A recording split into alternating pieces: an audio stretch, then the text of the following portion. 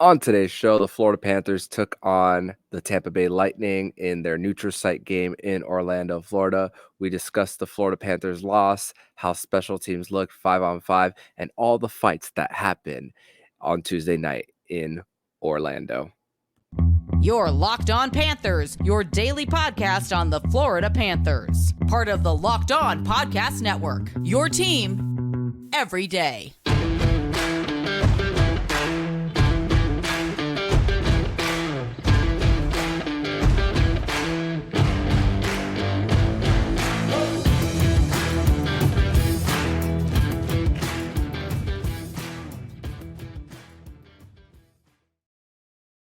And welcome into this Wednesday, October 4th edition of the Locked On Florida Panthers podcast, part of the Locked On Podcast Network, where it's your team every day. Thank you for making the Locked On Florida Panthers podcast your first listen of the day. I'm Armando Velez from the Hockey News, and you can follow me on X at MountainMan12. Follow the show account on X and Instagram at LO_FLA Panthers. And shout out to everydayers who come back here and get your daily Florida Panthers fix.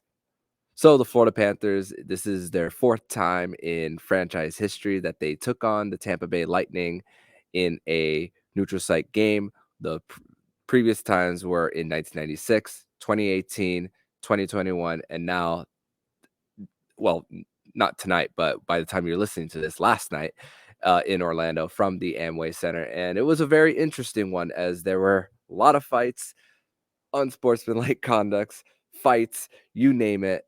And with the Florida Panthers only allowing goals on special teams on the night, as the Florida Panthers drop by a final score of 2-0 against the Tampa Bay Lightning from the Amway Center. And it is a Wednesday, which is a Winans Wednesday edition of the show.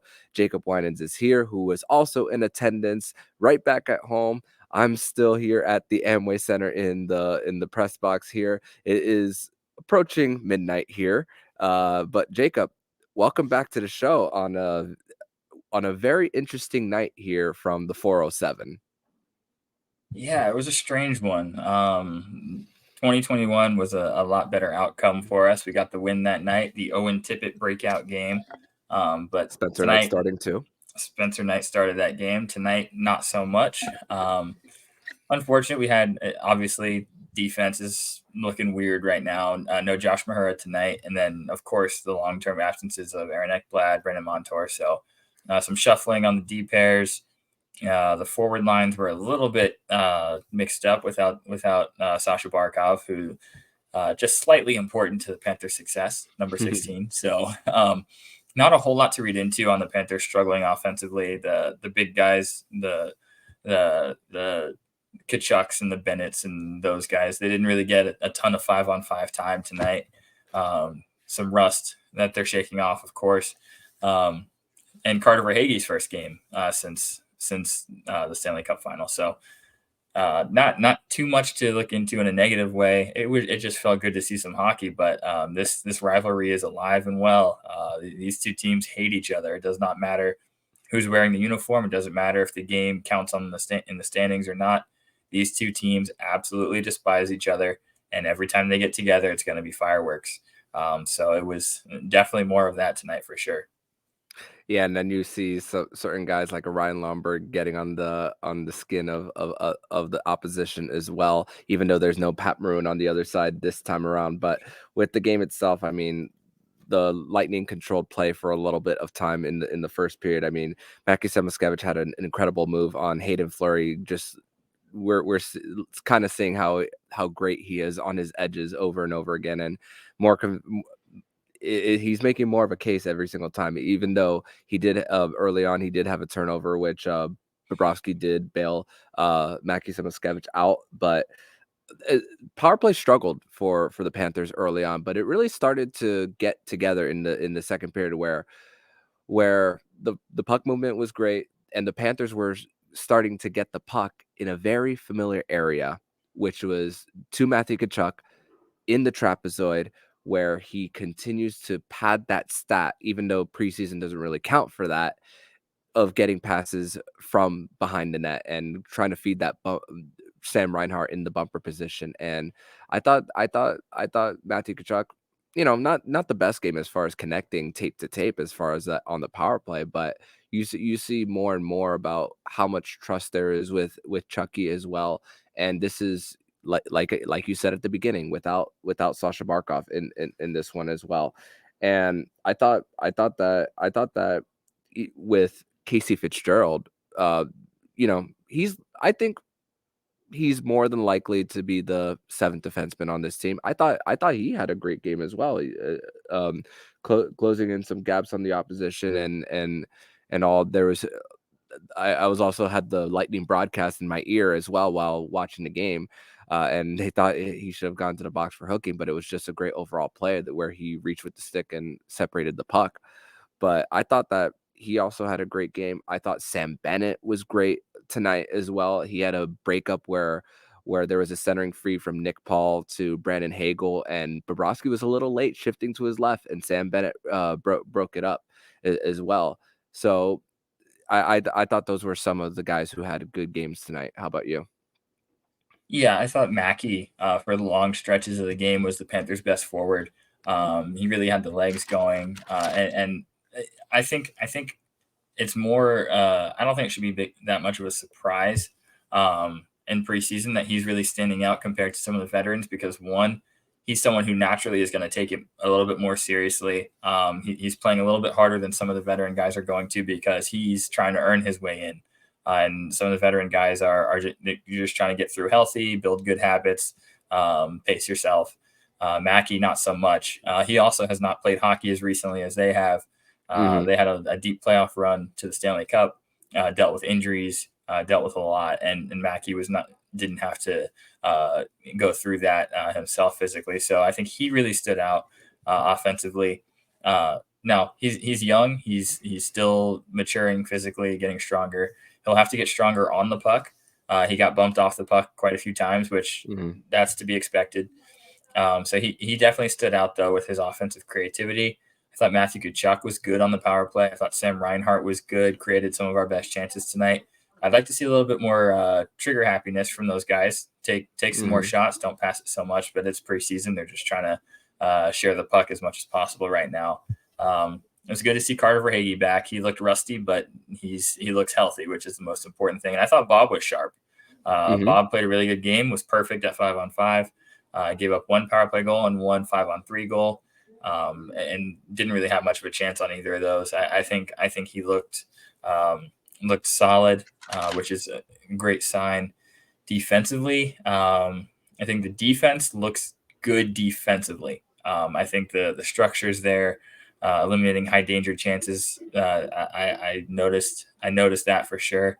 The only thing I really have concerns about on the defense is providing offense from the blue line. That's definitely gonna struggle. Oliver Ekman-Larsson looked okay on the power play. Could move the puck a little quicker, but we're just hoping he can fill in that gap for a while. Gus Forsling's gonna have to step up offensively. We're going to have to find ways to create offense from the blue line without our two best offensive defensemen for the foreseeable future. But overall, I thought the best thing that I saw was the intensity. I think you want in these preseason games, the result doesn't matter as much as the intensity and the building good habits. We'll need to cut down on the penalties, but the intensity is something I was happy to see. These guys are ready for real hockey, standing up for teammates. Someone touches your goalie, everyone's in his face. Like these are the things that you need to see in preseason, so you can feel confident about your team camaraderie going into the regular season. So I was happy with that for sure. And I will definitely say this about the power play: they had an over tonight, but they had a play that went really overlooked that should have been a goal. The setup ends with Sam Reinhart getting a quick release one-timer from the slot, and Jonas Johansson knocked the net off the moorings right before Sam Reinhart shot that puck, and they blew it dead. But if the net's on the moorings, it's in the back of the net, it's a tie game, and probably a different outcome. So unfortunate. In regular season, we make a bigger deal out of it. It's preseason. It's whatever. But the power play definitely had a chance. They set it up perfectly. They would have connected had the net actually been where the net belonged. So it was just one unfortunate break, but overall more good than bad.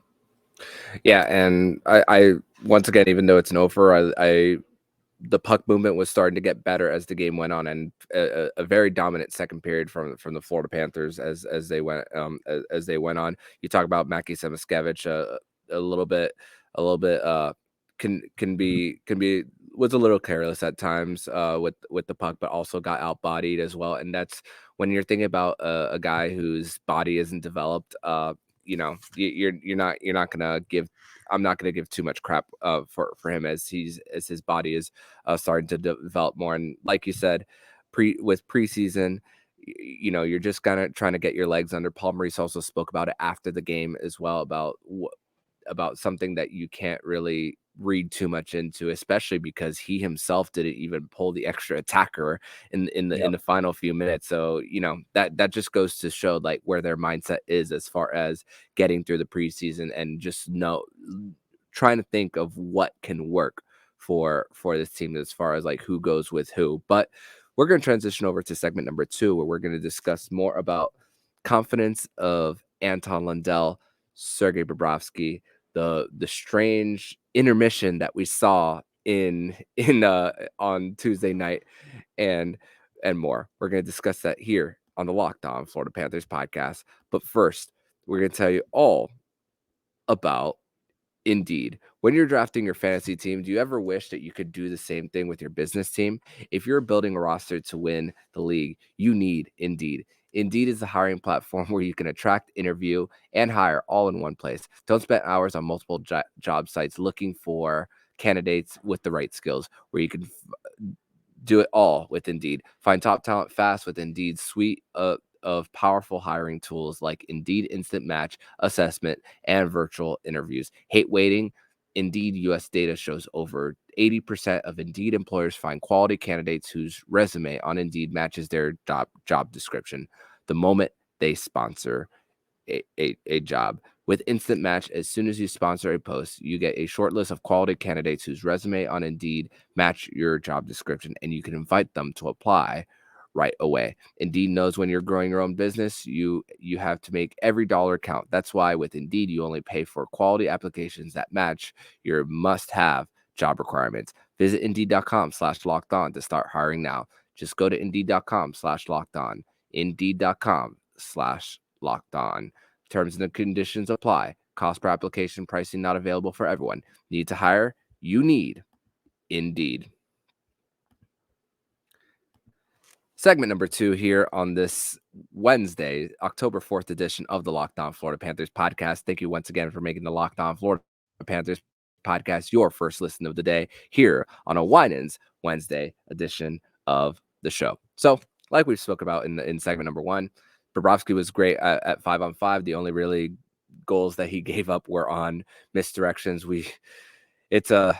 I know there's no Andrei Vasilevsky for the first few months. Steven Stamkos didn't play. Nikita Kucherov didn't play neither.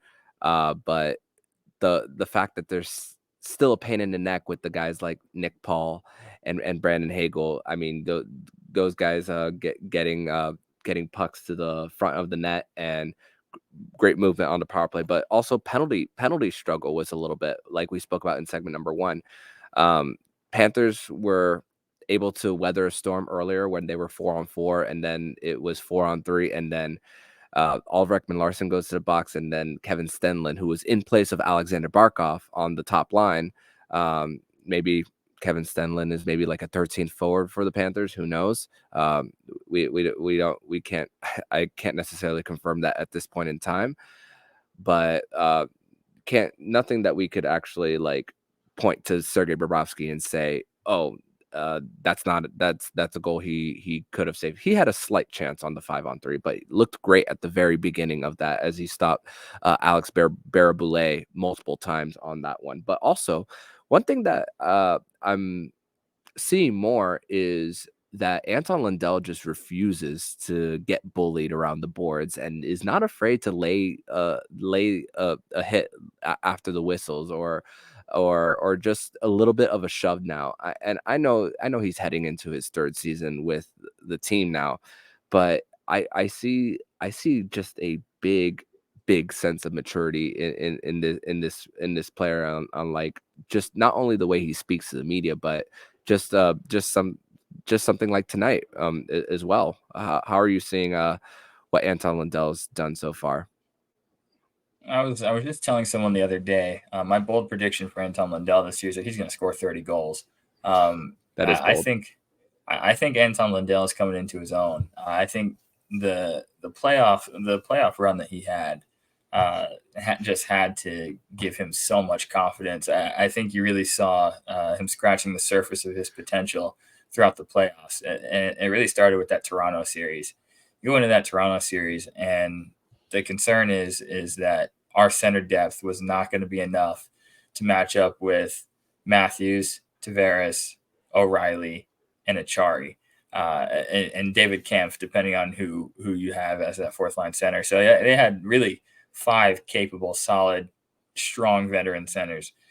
And we roll into that series with Barkov, Bennett, and Lundell as our top 3 centers, with Eric Staal as the fourth. And Anton Lundell stepped up to the plate and thoroughly dominated Ryan O'Reilly for an entire series, which Ryan O'Reilly is a Stanley Cup champion. He's an all-star player in his peak, and maybe not at that level anymore, but he's a surefire top 6 centerman.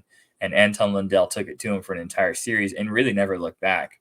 The entire playoffs, Anton Lundell was playing up beyond his years, beyond his experience. He was really outplaying centers at every turn. Even in the Carolina series, he was fantastic. So I think that really instilled a lot of confidence in him. And then you mix that with the fact that he's had another summer to strengthen his body. He's had another summer to put on muscle, to get better, stronger on his feet. I think Anton Lundell, and also not having to learn a new system again, because following his rookie year, he immediately had to learn a new system, and that's tough to do, especially for a guy who skipped the AHL, didn't really have that developmental phase. He's been playing pro hockey since Finland, comes over from Finland's pro league and goes straight to the NHL with no learning curve at all. I think there's a lot that's been thrown at Anton Lundell, and he's really passing each test with flying colors. The numbers don't show it from last regular season, but it was a strange scenario to put him in. But he came into his own in the playoffs, and now it seems this summer once you get a taste of that deep playoff run and the physicality of that, the gritty nature of those kind of hockey games, I think he's added that to his game. I think going through that playoff run, he realized that he needed to gain an edge, and I think he has that. We saw him in the first preseason game against Nashville throw a punch, which we're like, wait a second, this is Anton Lundell, the quiet Finnish kid, and he just threw a right cross at somebody. And tonight he gets into a scrap on the boards, got himself a misconduct. He's getting into the gritty areas. He's not afraid to get to the front of the net. He'll throw hands with whoever he has to throw hands with. And I'm noticing on the boards, he's strong on the puck. Guys are trying to take it from him, and they're bouncing off him. And it reminds me a lot of someone that we already have with the Panthers. He reminds me of the captain. The way he protects the puck, the way that he doesn't necessarily look super menacing or huge, but you just can't move him. And I think Lundell is starting to develop some of that in his game. And with that's gonna bring confidence. It's gonna bring a little bit of that tough edge that he needs, and the scoring touch is coming around. So I'm super excited about Lundell's season. I liked what I saw from him tonight. He's not getting pushed around by anybody. He's not afraid to get into the dirty areas, and he's kind of this new generation of Finnish players that they're not all mild mannered like Sasha. Some of them come with an edge and some toughness, and I think Lundell's got that to an extent, which is good to see. And let's also not forget to mention that today was his birthday too. So turning 22 years old. So maybe a little bit of an excitement knowing it's your special day. You're getting a lot of text messages, more than likely wishing you a great day. And obviously he loves playing hockey, but away from the family and all, and you want to put on a great performance as well. But hey, there is that in the Nova Scotia game as well, where him and Mackie Samoskevich were starting to connect as well. I feel like they knew where each other were on the ice and all. And like you said, the misconducts. I mean, 100 plus minutes of misconducts, excuse me, penalty minutes, 10 misconducts, at least 4 fights, 2 unsportsmanlike conducts. I think, and just a crazy game. We thought that the 2021 game, when there was 96 of them, where we saw Nola Chari unfortunately break his collarbone there, and then this one was just crazy. I mean, the towards the end with the final 5 minutes where Lundell, Riley, and Matthew Tkachuk go, and then Mirala, Dahan, and Janot go for the Tampa Bay Lightning, which when Sam Bennett was starting to come alive in this game, later on he gets a misconduct. Him and Eric Chernak go to the locker room as well. But the best thing about tonight, Jacob, nobody got hurt. Yep, that's huge, because last time we had this preseason game, we couldn't say that. And honestly, that the last time this game was held in at Amway Center, that became the discussion with Anton Lundell was, oh boy, we just lost Nola Chari, and this looks long term. It looks serious. Is Lundell going to make the team now and skip right over the AHL? And that's exactly what happened. But this year, anytime you're talking about 170-ish penalty minutes, fights after every whistle, guys getting their helmets tossed and the big hits and all that, you start to worry about injuries because it's playoff style hockey. It's really intense, high intensity, aggressive, physical. You start worrying about guys coming out of that banged up, bruised, injured. We're very fortunate that didn't happen, and that goes for both teams. I wouldn't want to see any further injuries to Tampa.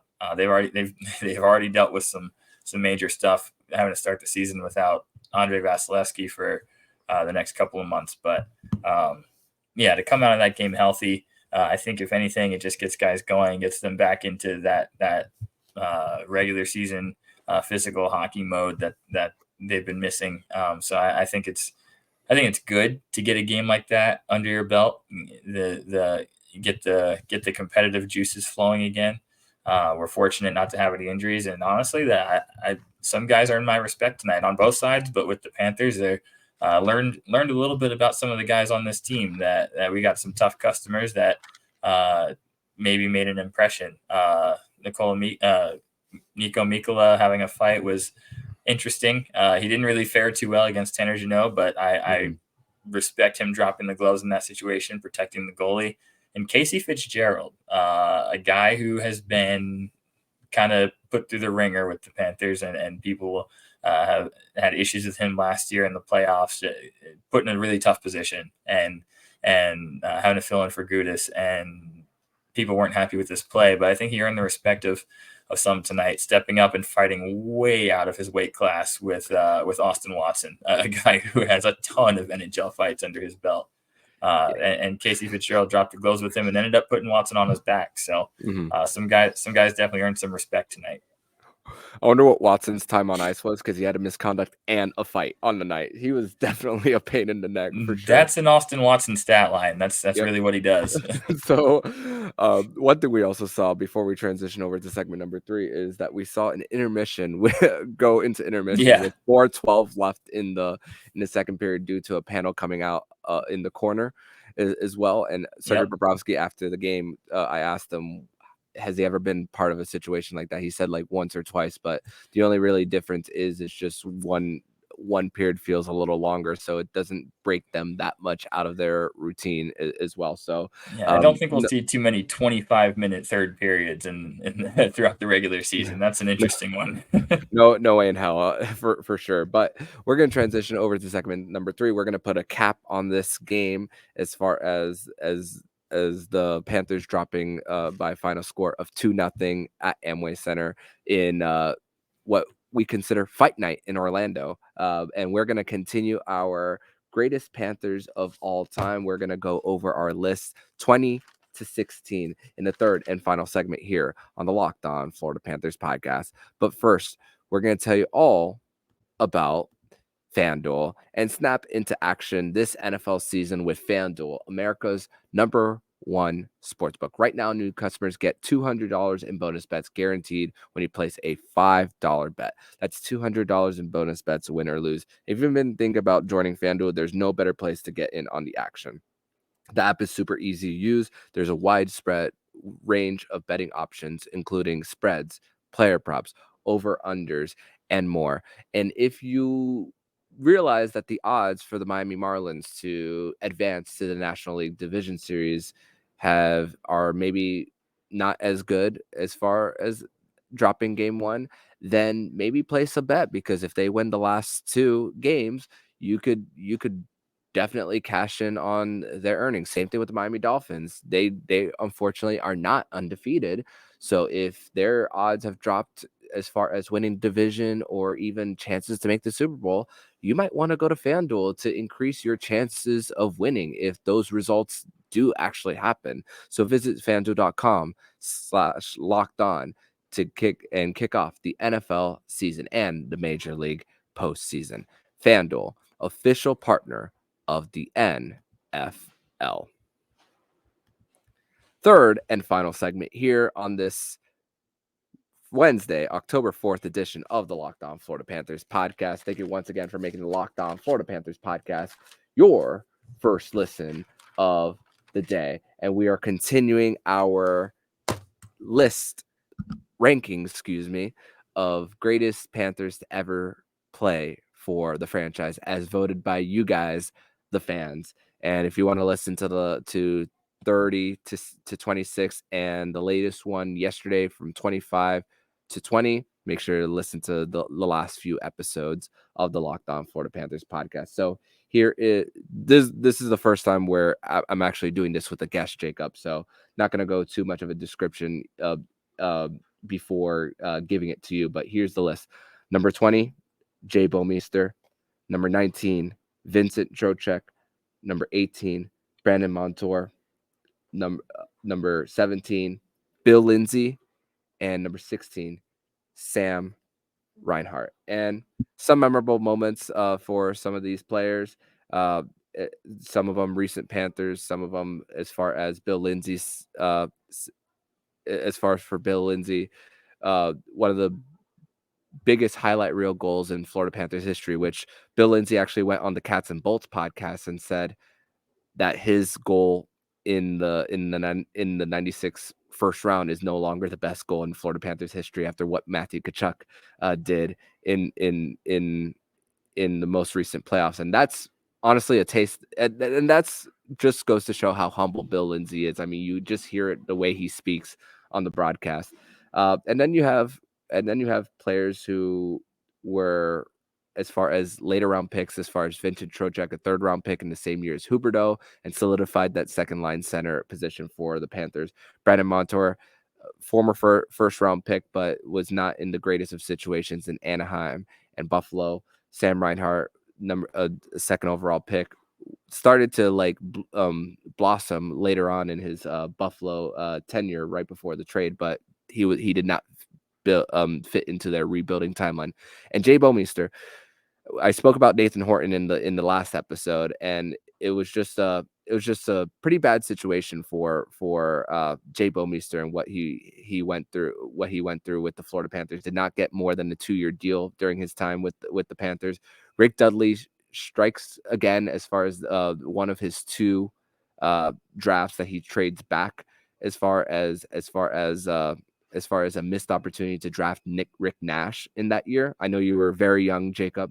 I was also not watching the Panthers at that time, but also the relationship that Bomeister had with the Panthers of wanting out and then eventually leaving to the Calgary Flames. And him, like Nathan Horton, eventually found a way to win the Stanley Cup in 2019 with the St. Louis Blues.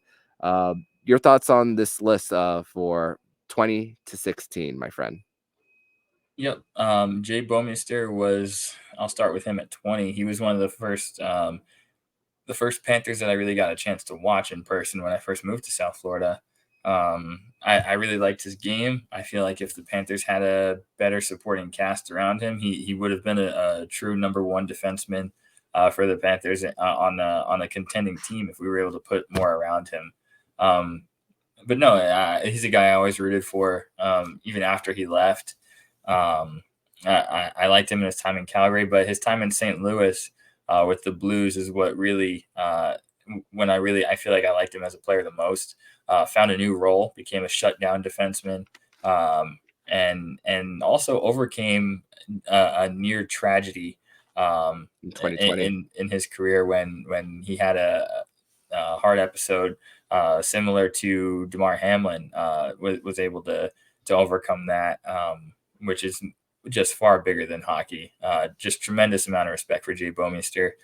Vincent Trocheck, one of my all-time favorite Panthers, one of the nicest guys to ever talk to. Having the chance to meet him a couple of times, just great dude, class act, absolutely hilarious. Honestly, probably the funniest guy I've ever interacted with in a Panthers uniform outside of Keith Yandel. Just incredible person. And my highlight for Vincent Trocheck will forever be his goal to win the game against Washington Capitals on the night that the Panthers honored the Stoneman Douglas victims. That goal brought tears to my eyes and the eyes of a lot of people in the building that night. He really lifted up the entire community with that goal. So Vincent Trocheck will always have a place in Panthers history with me, even if that was the only goal he ever scored for the Panthers. But he certainly scored a lot more than that.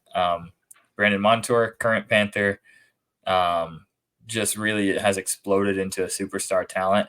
I hope he's the exact same post injury, and I really hope we can find a way to keep him long term. I love Brandon Montour, a guy who's been doubted, slept on, traded around, and at the time he was traded to the Panthers, there were a lot of people knocking that trade, saying he's the worst defenseman in the league. You just got another Mike Matheson, and we on this in this show have always really supported his game and figured that he had more to give, and it finally came out this past season. So I'm excited to see what Montour does this year when he gets back from injury. Bill Lindsay, I knew him first with the Panthers as a broadcaster. That I'm a young guy, so I didn't get to see his playing career with the Panthers. But again, like you said, super humble dude. Also really funny, underrated funny. Great broadcaster, but this is a dude who, after his playing career, has such love and really is a Florida Panther at heart. Throughout the playoff run, we saw it. I know we spoke about it at one point, but him on NHL Network got emotional. Really was brought to tears on NHL Network talking about the Panthers' run to the Stanley Cup last year, because it brought back such strong memories of his time with the Panthers in '96 on their own run. And he spoke about how he wanted them to finish the job for them. They weren't able to last year, but that time is definitely coming. So Bill Lindsay, a great Panther, an original Panther. And Sam Reinhart, I feel like when all is said and done, he may end up a lot higher on this list when his Panthers career is over. So consistent. The point production's always there. Great playoffs. My favorite Sam Reinhart memory, definitely the overtime winner against Toronto. The We Want Florida game. Just the wraparound goal. So slick. I love Rhino, and I think when all said and done, especially if they extend him, he will end up being a top 10 Panther of all time, especially if he gets a long-term deal and or raises the Stanley Cup above his head here in South Florida. So great list. There's something with each one of these players that I can point to, and yeah, it's awesome. We're celebrating a franchise 30 years old now, and we're starting to be able to attach memories and personal stories with these names. It's really great to see, and I'm happy to be a part of that. Yeah, and when I was looking more of the early years of the Florida Panthers, I mean, if you want to consider 2002 early, I mean, going back to Jay Bouwmeester and all that, and just how his game really developed as being a power play quarterback, as the Panthers were, trying to build from the ground up, but a lot of turmoil with ownership as well, relocation and all. And you want to know how bad that draft overall for the Panthers was looking back at it. So the Panthers they had the 9th overall pick in that same draft. and they drafted Peter Tedicek. Sorry if I'm mispronouncing that. A center out of Czechia. He did not make his NHL debut until 2006.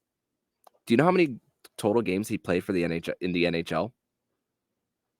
He played 3.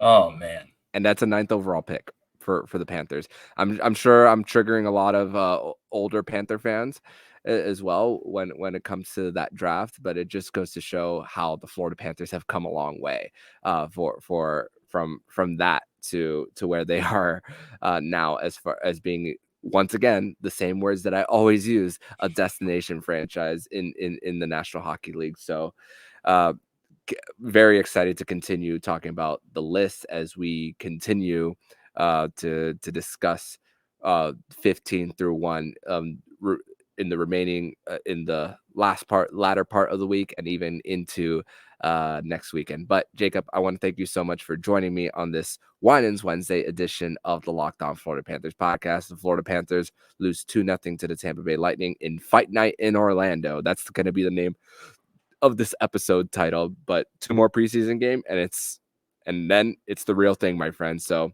thank you so much once again for joining me, my friend, and tell everybody where they can follow you. Yep, you can follow me on X at Jacob Winans 8. Super excited for regular season hockey. We've almost made it. It was great to be back in the building tonight for some hockey. Some fights and some hockey on the side. But yeah, thanks for having me as always. And get home safe, man. You're lucky. No traffic for you. So yep. You know how they say, the Panthers say, time to hunt? It's time to sleep. # time to sleep. So yeah, that's definitely what time it is, as it's 12:13 a.m. here on officially a Wednesday morning. So thank you so much, Jacob. See you next week, my friend. See ya. And if you like what you're hearing, please subscribe to the podcast to be notified every single time the Locked On Florida Panthers podcast jumps into your podcast feed. Don't forget to also subscribe to the other shows on the Locked On NHL network, including Locked On NHL, Locked On Fantasy Hockey with Flip Livingstone and Stu Roden, and Locked On NHL Prospects. Thank you once again for making the Locked On Florida Panthers podcast your first listen of the day. So I'm Armando Velez with Jacob Winans, and you've been listening to Locked On Florida Panthers podcast, part of the Locked On Podcast Network, where it's your team every day.